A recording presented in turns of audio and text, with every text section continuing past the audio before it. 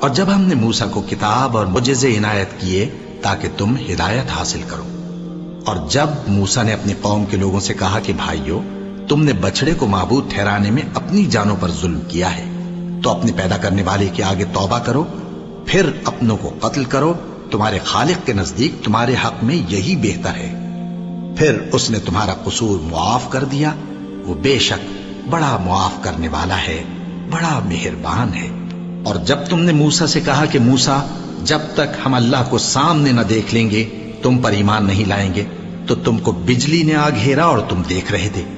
پھر موت آ جانے کے بعد ہم نے تم کو اثر نو زندہ کر دیا تاکہ احسان مانو، اور ہم نے بادل کا تم پر سایہ کیے رکھا اور تمہارے لیے من و سلوہ اتارتے رہے کہ جو پاکیزہ چیزیں ہم نے تم کو عطا فرمائی ہیں ان کو کھاؤ پیو، مگر تمہارے بزرگوں نے ان نعمتوں کی کچھ قدر نہ جانی، اور وہ ہمارا کچھ نہیں بگاڑتے تھے بلکہ اپنا ہی نقصان کرتے تھے۔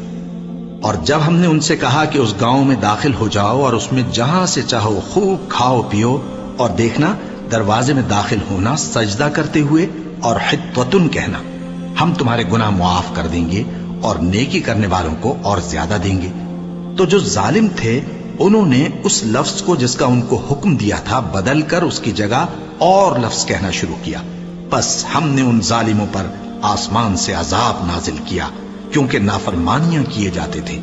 اور جب موسیٰ نے اپنی قوم کے لیے ہم سے پانی مانگا تو ہم نے کہا کہ اپنی لاٹھی پتھر پر مارو، انہوں نے لاٹھی ماری تو اس میں سے 12 چشمے پھوٹ نکلے، اور تمام لوگوں نے اپنا اپنا گھاٹ معلوم کر کے پانی پی لیا۔ ہم نے حکم دیا کہ اللہ کی عطا فرمائی ہوئی روزی کھاؤ اور پیو، اور زمین میں فساد نہ کرتے پھرنا۔ اور جب تم نے کہا کہ موسیٰ، ہم سے ایک ہی کھانے پر صبر نہیں ہو سکتا، تو اپنے پروردگار سے دعا کیجئے کہ ترکاری اور ککڑی اور گیہوں اور مسور اور پیاز وغیرہ جو نباتات زمین سے اگتی ہیں ہمارے لیے پیدا کر دے۔ انہوں نے کہا کہ عمدہ چیزیں چھوڑ کر ان کے بدلے ناقص چیزیں کیوں چاہتے ہو؟ اگر یہی چیزیں مطلوب ہیں تو کسی شہر میں جا اترو، وہاں جو مانگتے ہو مل جائے گا۔ اور آخر کار ذلت و رسوائی اور محتاجی و بے نوائی ان سے چمٹا دی گئی، اور وہ اللہ کے غضب میں گرفتار ہو گئے، یہ اس لیے کہ وہ اللہ کی آیتوں سے انکار کرتے تھے اور اس کے نبیوں کو ناحق قتل کر دیتے تھے، یعنی اس لیے کہ نافرمانی کیے جاتے اور حد سے بڑھے جاتے تھے۔ جو لوگ مسلمان ہیں یا یہودی یا عیسائی یا ستارہ پرست، یعنی کوئی شخص کسی قوم و مذہب کا ہو، جو اللہ اور روز قیامت پر ایمان لائے گا اور عمل نیک کرے گا، تو ایسے لوگوں کو ان کے اعمال کا صلہ اللہ کے ہاں ملے گا، اور قیامت کے دن ان کو نہ کسی طرح کا خوف ہوگا اور نہ وہ غمناک ہوں گے۔